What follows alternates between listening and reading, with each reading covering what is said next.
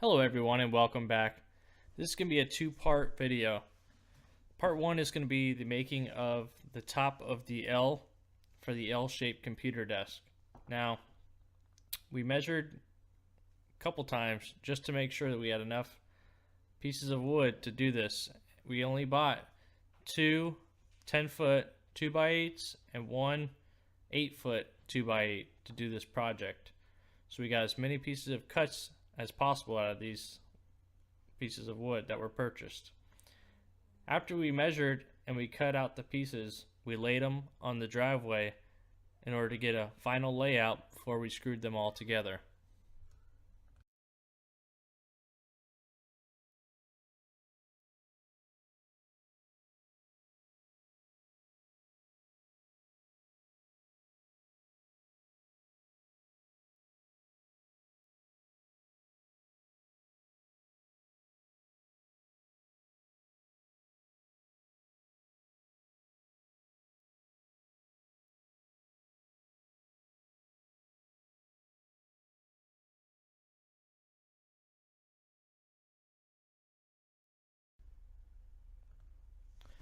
So once we laid out all the pieces on the ground, you can tell by looking at the ends right here, I made a little mistake.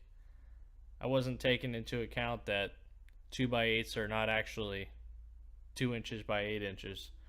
So my measurements were a little off here, which didn't matter. We just took a chalk line, chalked across the end, and chopped it to make a nice square end.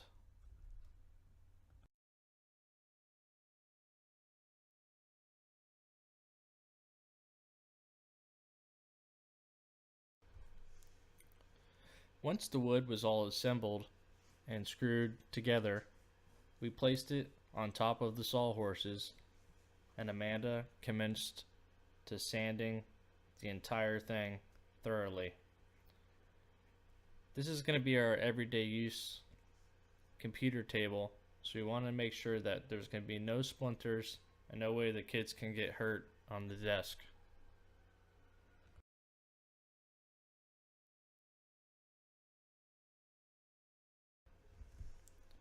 Once the whole sanding process was done, Amanda then started to stain the wood.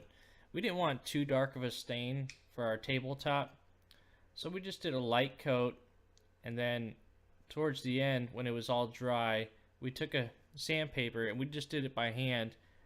Every dark spot or just spot that we didn't like, we would rub our sandpaper over top to get a better finish. Now, doing this, you can make some pretty cool effects in your stain by having light transition into dark, or if you want to tone down some of your darker spots, you can just rub a little bit longer on them.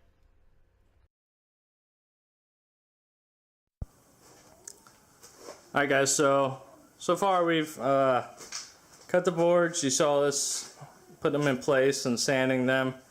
We have stained them, and I put the 4x4 legs on. So right here, what I'm doing is countersinking and using my 3-inch long screws to go into the 4x4 leg post. And then after when I'm done, I'm going to make a mixture of sawdust and wood glue, and I'm going to fill in these holes. And then I'm going to put the mixture inside of it and then sand it down, and then I'll stain over top of it. So you won't really tell. You might see some dots there. It might be darker stain than what's on here, but it won't be that bad. Next, I put these bracing up right here to counter the weight.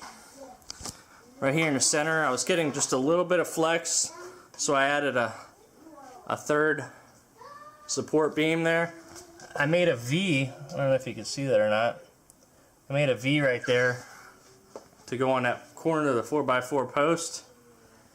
And then this angle, I'm not really sure what the angle was. I started with a 45, but it wasn't angled enough, so I had to kind of finagle it and make my own angle. Well, not make my own, just make it more of an angle. Now, right here is where I'm going to This is the whole computer desk.